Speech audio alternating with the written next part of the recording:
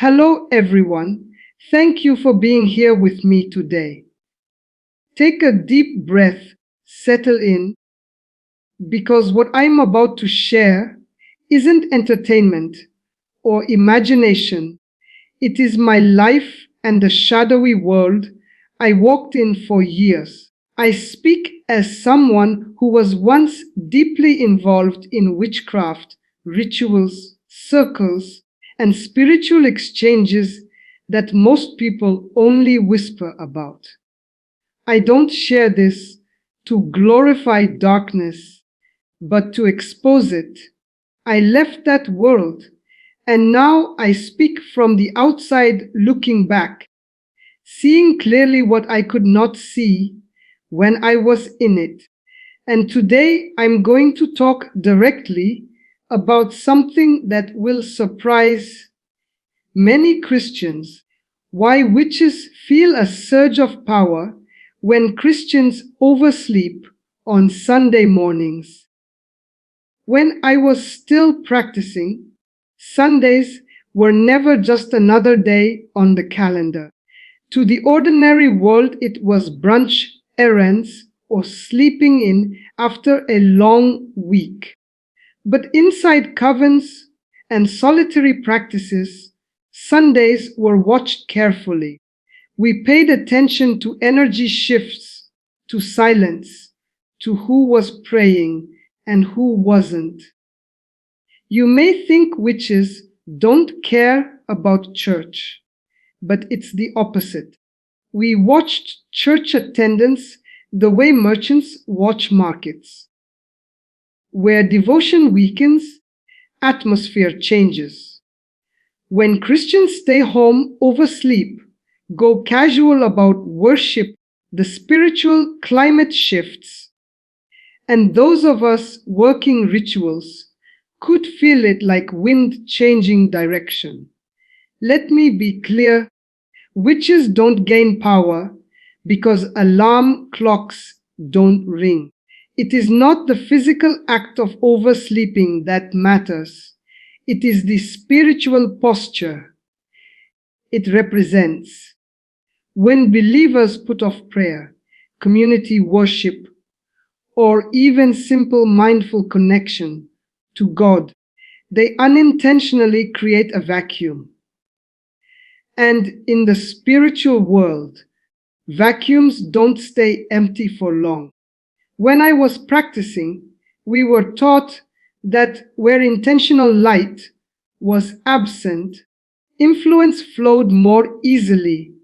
We didn't need to attack anyone. We waited for distraction, lukewarmness, business, and the slow drifting of people away from what anchored them. I remember one Sunday morning vividly. The city felt heavy and quiet, not the vibrant buzz that usually came from bells ringing and families getting ready for services. Our circle leader smiled and said, "They're sleeping today." To you that sounds harmless. To us it meant doors were cracked open. There is a confidence witches feel when conviction grows dull among believers. Spells feel stronger, manifestations respond quicker, emotions bend easier. We believed, and I experienced, that intention in darkness meets less resistance when intention in light is unfocused or absent. You might think this sounds mystical or exaggerated, but energy and attention shape atmosphere more than most people realize.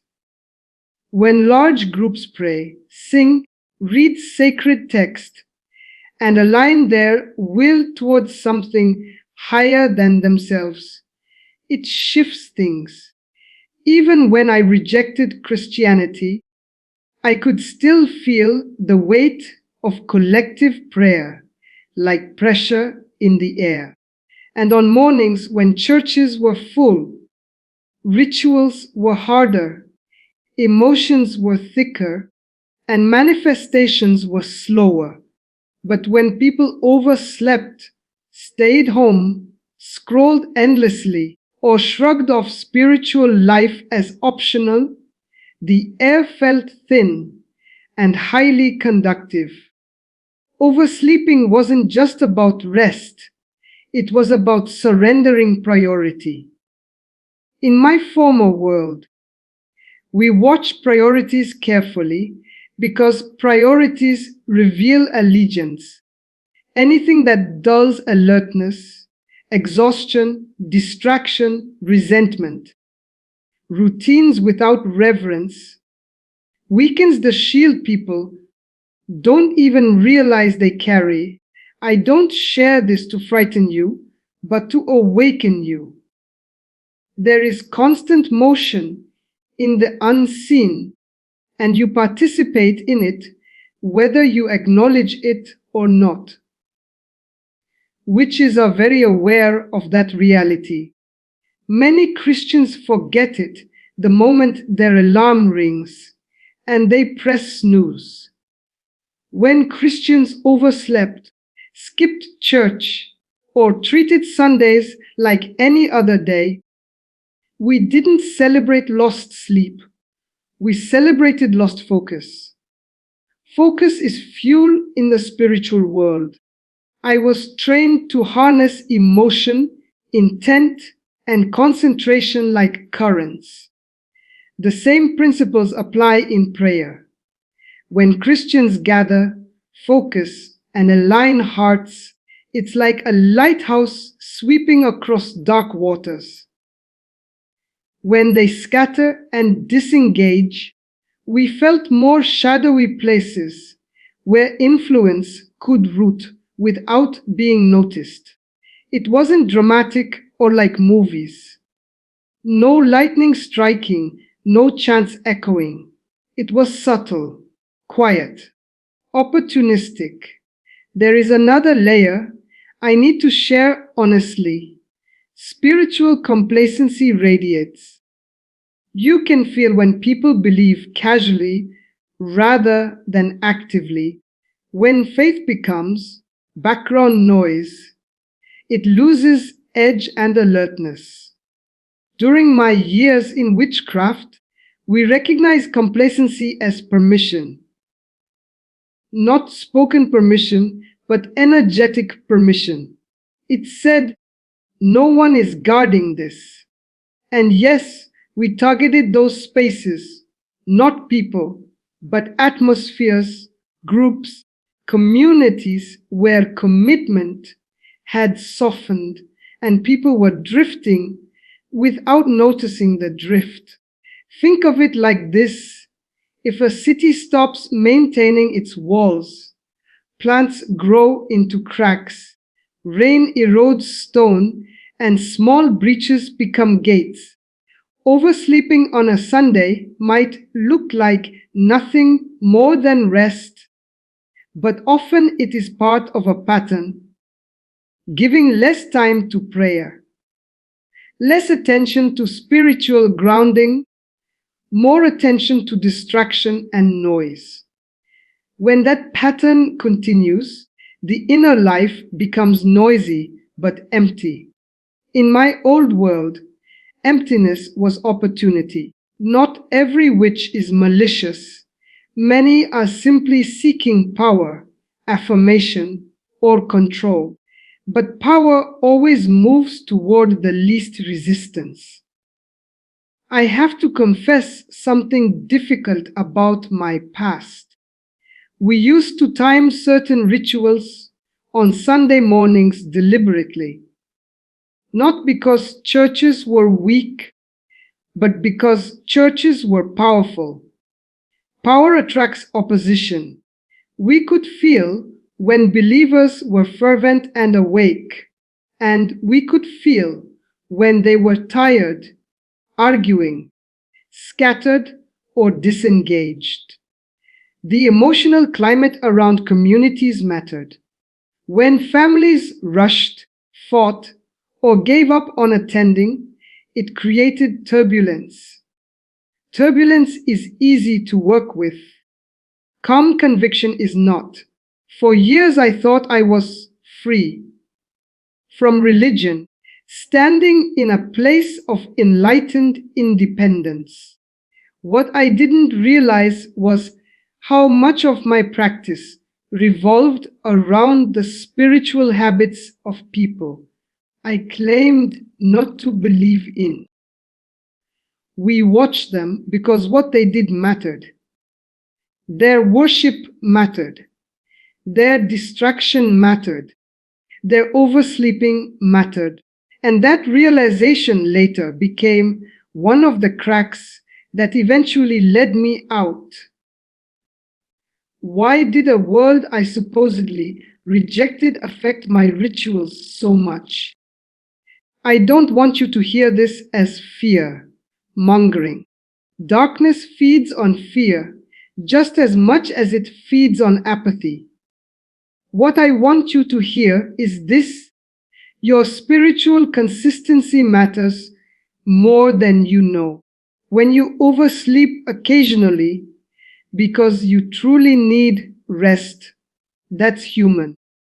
But when oversleeping becomes avoidance, when your heart grows heavy, when you think about gathering with others, when worship becomes an obligation rather than oxygen, something deeper is happening. In my old life, we could sense the difference between rest and retreat. The idea that witches suddenly gain magical power because you missed a service is wrong. It is subtler than that. Power comes from alignment. When Christians stop aligning intentionally, witches meet less counter. Alignment. It's like walking into a room where no one is paying attention. You can rearrange things quietly. That's how influence worked in my circles. Not dramatic invasions, but slow rearrangements of priorities, emotions, and desires when no one was guarding them with awareness. If you're still listening, thank you.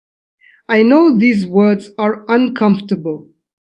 People prefer neat lines between fantasy and faith, but my past didn't respect those lines. I practiced rituals, spoke words I barely understood, and leaned into forces I thought I controlled. Oversleeping Sundays represented drifting hearts, and drifting hearts were easier to nudge. Today I speak as someone who stepped away from that world, not because it was fake, but because it was real and it was consuming me. There were times after rituals when I felt empty, even though everything worked. Manifestations happened, emotions shifted, doors opened, but peace never stayed. That is the trade witches rarely talk about publicly. You give pieces of yourself to maintain control you never fully possess. Meanwhile, I would see families rise early, sing even when tired, and stand together, and I felt something I didn't have, a grounded joy. When those same families started staying home more often, losing rhythm, losing song, the atmosphere changed, and darkness always notices change. I want to talk about intention for a moment. Intention is the currency of the spiritual realm. In witchcraft, intention is shaped, focused, sharpened. In Christianity, intention is surrendered, lifted, aligned with God. Those two movements collide. When Christians oversleep and drift, they're not actively shaping intention or surrendering it. They're letting it idle. Idling feels neutral, but in the spiritual world it rarely is. Something will steer you, either consciously or by default. Most of my rituals functioned by exploiting default. Many people imagine witches as villains in cloaks.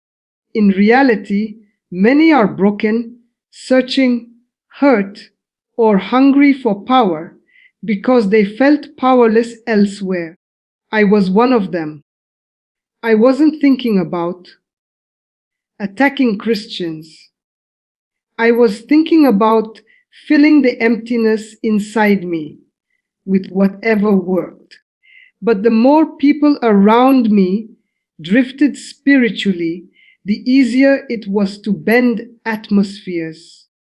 Oversleeping was symbolic when people stopped showing up for their own souls. Something else shows up to guide them. I also learned that songs mattered. You may not realize it, but collective worship shifts emotional weather. When voices go silent because alarms are snoozed, that absence is tangible. Not every witch senses it, but many do. Silence can be beautiful, but spiritual silence caused by disengagement is heavy. In our rituals, that heaviness felt like clay, moldable, responsive, ready to take shape under words and will. When worship is present, the air feels electric, resistant, buzzing. When it is absent, it feels soft and compliant. Looking back, I can see how much of my power was borrowed. It wasn't truly mine, it was an exploitation of opportunities. I wasn't some all-powerful sorceress. I was someone arranging pieces in rooms where no one was guarding the furniture anymore. Oversleeping Sundays often marked seasons where people were already drifting through the week. Less prayer, less reflection, more noise, more numbness. That weakening of inner attention was what rituals fed on, not the clock itself. There's something else I need to expose. Distraction is a ritual all by itself. You don't need candles or circles to participate in it. Your phone, your endless scrolling, your constant exhaustion become altars of attention. When I was practicing, I didn't need to curse anyone whose life was already swallowed by distraction. Their attention was scattered, and scattered attention is disempowered attention. Oversleeping was simply another symptom of lives forgetting what centers them. So when I say witches feel stronger when Christians oversleep on Sunday mornings, I'm not talking about superstition. I'm talking about attention, alignment, atmosphere, and priority. I felt it, I lived it, and now I speak against it. Power in darkness thrives where light is unattended, not where it is absent. Your faith doesn't vanish when you miss a service, but your awareness might dim, and dimmed awareness is exactly what my former world relied upon. Leaving witchcraft wasn't easy. It cost me friendships, identity, and the illusion of control. But it gave me something far deeper: clarity. I now understand how seriously both worlds take your focus.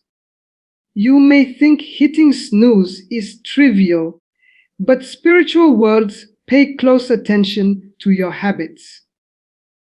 Habits shape allegiances, allegiances shape atmospheres, and atmospheres shape what feels possible in any given moment. I once leveraged that truth from the shadows. Now I'm using it to warn. If you're a Christian hearing this, don't respond with fear. Respond with awakening. Show up for your soul, not because darkness is waiting, but because light is worth showing up for. When you treat spiritual life casually, something precious does. I watched it happen to others, and it happened to me. Days that start with intention unfold differently than days that start with avoidance. Oversleeping becomes symbolic of a deeper retreat you may not have noticed yet. And if you're someone involved in witchcraft right now, I'm not here to hate you. I was you. I know the appeal, the aesthetics, the sense of empowerment, the comfort of control. I also know the quiet cost that grows over time. Everything you think you command slowly commands you. The places where Christians disengage don't make you truly stronger. They just make resistance weaker. Power borrowed from shadows eventually asks for payment. I promised you I would take you deeper, so here we go. When I look back at that season of my life, I can see now how patterns formed long before choices were made. No one wakes up one day and decides to drift from their spiritual center. They just start letting small things slide. That was true for me when I slipped into witchcraft, and it's true for many Christians who start oversleeping on Sundays and calling it no big deal. It's the slow erosion that matters, not the single missed morning. In my former world, we watched erosion carefully, like waves wearing down stone. The softest waves do the deepest carving. There is something else I want to reveal. Emotional chaos was often scheduled, not by calendars, but by patterns. Sunday mornings, when families argued, rushed, slammed doors, and gave up on going altogether, were like storm fronts.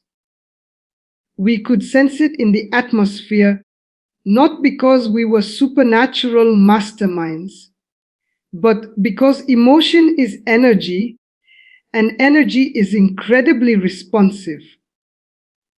When Christians overslept from exhaustion, that was one thing. When they overslept from conflict, resentment, or avoidance, that was something entirely different. And the air around them reflected it like static before lightning. In my old coven, we paid attention to silence after conflict, the kind that happens when people stop trying rather than when they find peace. You can feel the difference. One silence is restful, the other is defeated. Defeated silence is fertile ground for spiritual manipulation, not because demons leap out of shadows the moment you yawn, but because people in defeat stop guarding their inner world. Oversleeping after giving up carries a different weight than oversleeping after true rest, and that weight was something we could sense and exploit without needing to say a word. I remember learning to read a room long before I knew how to read people. Darkness doesn't always come screaming, often it comes sighing. A tired congregation feels one way, A disengaged one feels another. The difference matters because spiritual influence doesn't usually crash in. It drifts. When Sundays became optional, when worship became background music, when prayer became something we get to if we have time, the spiritual weather shifted. I felt it in my bones back then, and I still feel it now, but now I recognize it for what it truly is.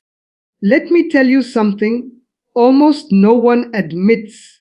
Witches do not exist in isolation from the world of faith. They exist in reaction to it. Many are former believers, former seekers, former wounded hearts who traded surrender for control. The reason sleepy Sundays mattered in my past was not because oversleeping gave us magical power, but because disengagement confirmed the lie that surrender is unnecessary. Every time Christians drifted, it reinforced my belief that no one really stayed committed, that connection to God was fragile and easily broken. That lie kept me practicing longer than any spell did. You may wonder, did we ever talk openly about Christians oversleeping? Sometimes yes, sometimes no. Often it was just a smirk, a comment, a sense that energy was open.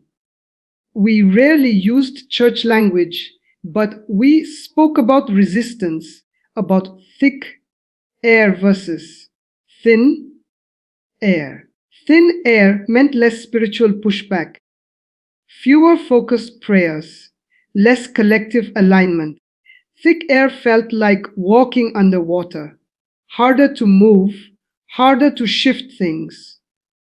On sleepy Sundays, the air felt thinner, not because God disappeared, but because attention wandered. I want to pause and speak directly to you right now, beyond my past. Your attention shapes your atmosphere more than you imagine. When you wake up on Sunday and decide your bed is more important than your spirit, you may feel like you're choosing comfort, but sometimes you're actually choosing drift. Drift is seductive because it feels like rest without actually restoring you. Real rest restores your soul and sharpens your awareness. Spiritual drift, on the other hand, numbs you and convinces you nothing is happening while everything inside you is quietly shifting. In my former life, timing mattered, not clocks, seasons. We sensed when communities were strong and when they were unraveling. Oversleeping in large numbers often marked unraveling seasons. People weren't just tired, they were discouraged, disillusioned, disappointed with leaders or with God or with themselves. In those seasons, rituals felt more responsive, not because we were stronger, but because others were weaker in focus, in hope, in expectation. Hope itself is resistance, and when hope dims, influence enters like fog through an open window. I need to say this carefully. Witchcraft is not a cartoon villain hunting churchgoers in the night. It is more often wounded people trying to hold on to some sense of control in a world that feels unpredictable. But control sought apart from surrender becomes its own prison. I felt powerful at times, yes, but I also felt increasingly hollow. When Christians overslept and surrendered less, I mistook that hollowness in them as proof that I had chosen the stronger path. I was wrong. I had chosen a louder path, not a stronger one. There were Sundays when I felt what I can only describe as resistance pressing back against my rituals. I hated those days because nothing flowed easily. Words stumbled, distractions multiplied, emotional anchors didn't budge. Those were the Sundays when churches were full, when worship was alive, when Christians were awake. Not just physically, but spiritually. You don't have to be perfect to create resistance. You just have to be present and sincere. Presence disrupts darkness. Absence gives it room to maneuver. Oversleeping became a symbol in my mind long before I ever left that world. I saw how easily people surrendered their sacred time and how quickly priorities shifted from the eternal to the immediate. The immediate always screams louder.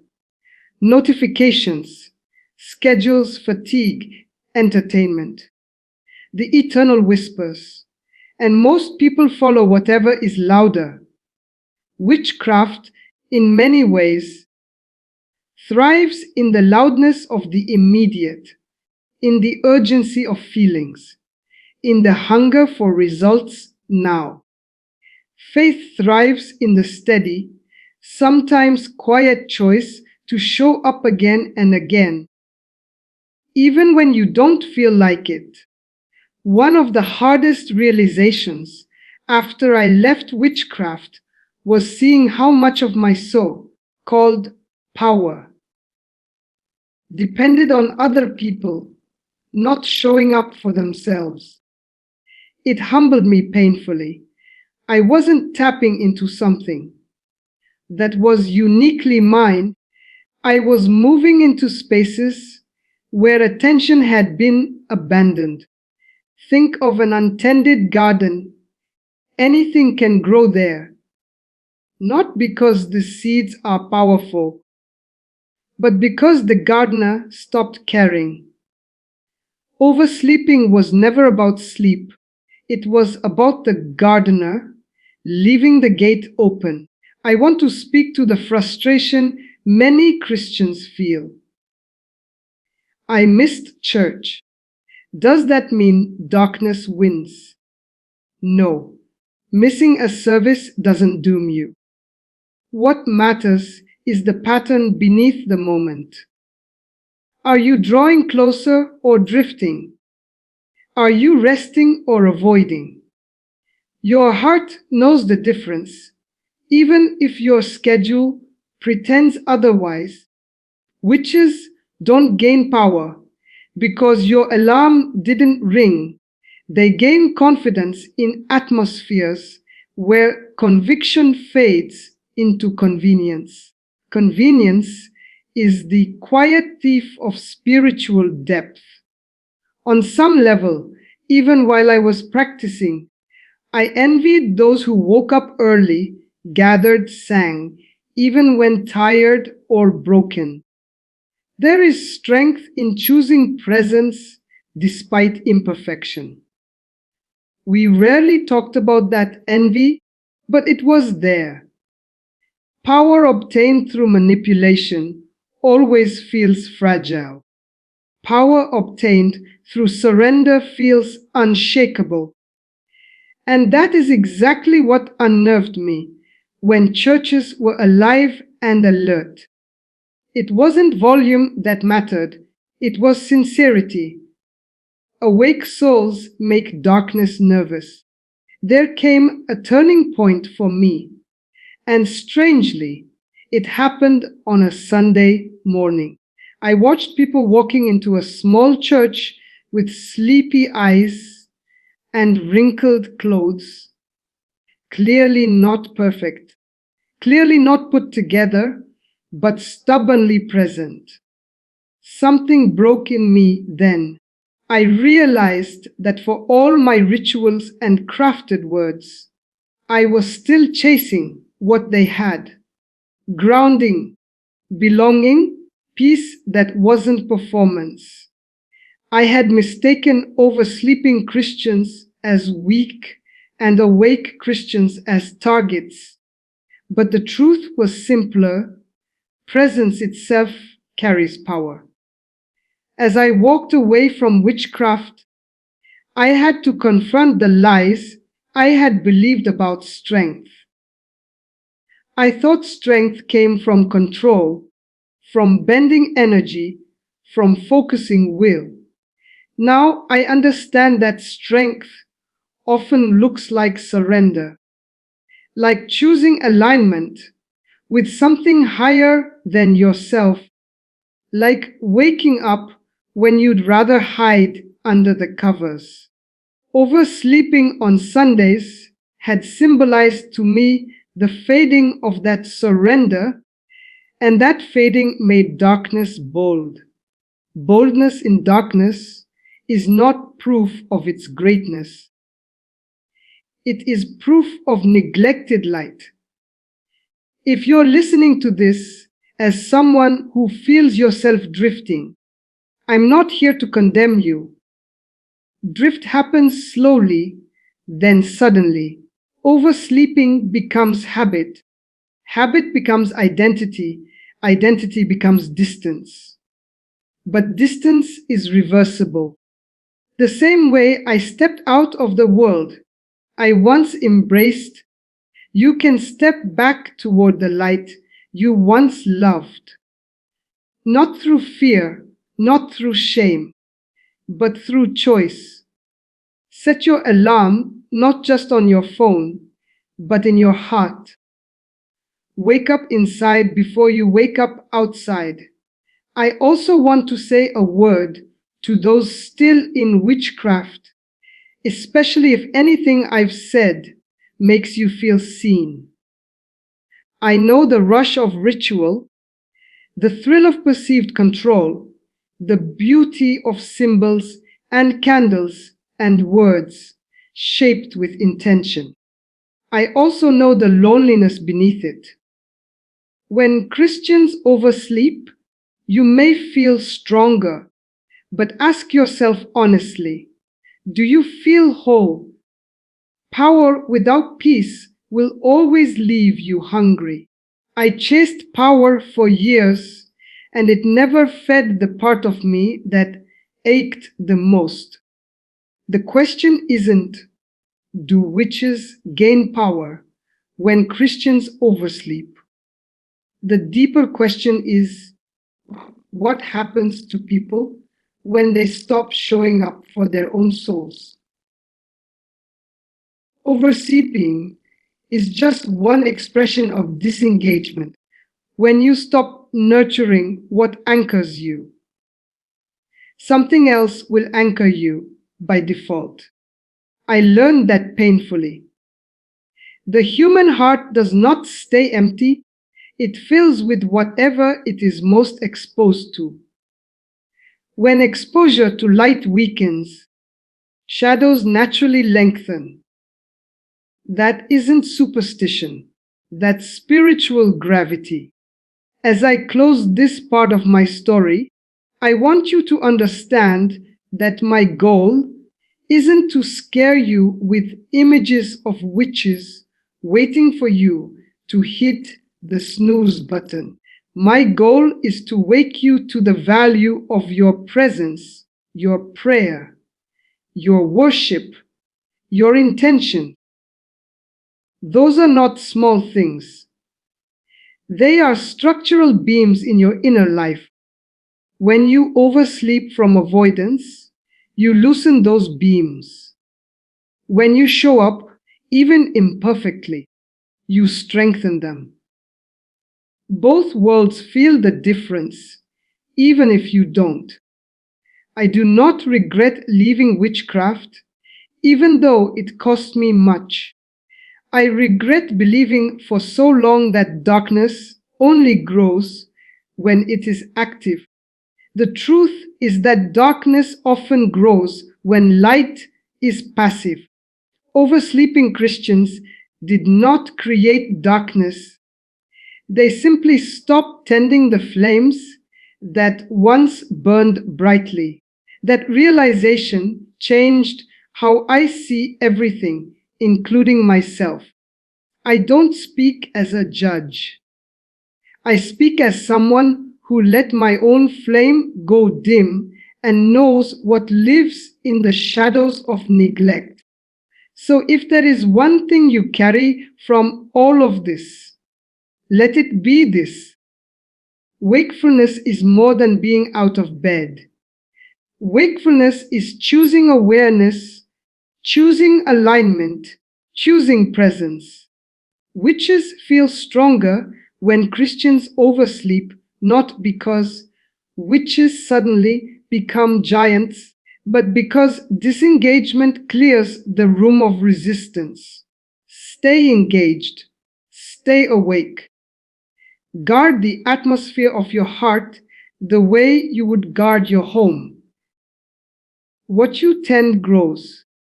What you neglect changes shape without your permission.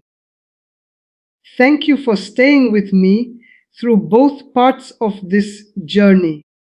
I told my story not to glorify the darkness I once embraced, but to expose the subtle ways it thrives. Oversleeping seems harmless, but beneath it can lie a deeper surrender of priority.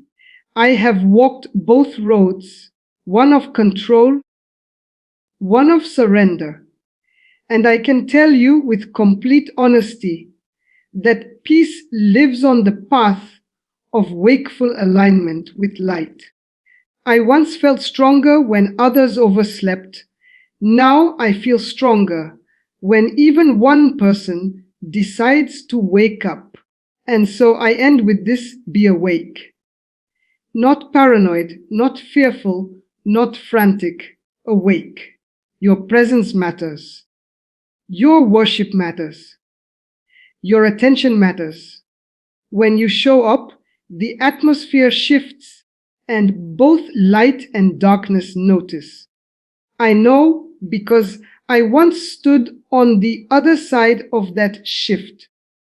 Now I stand here telling you the truth I once resisted. You are not powerless, and your Sunday morning choices echo far beyond your alarm clock.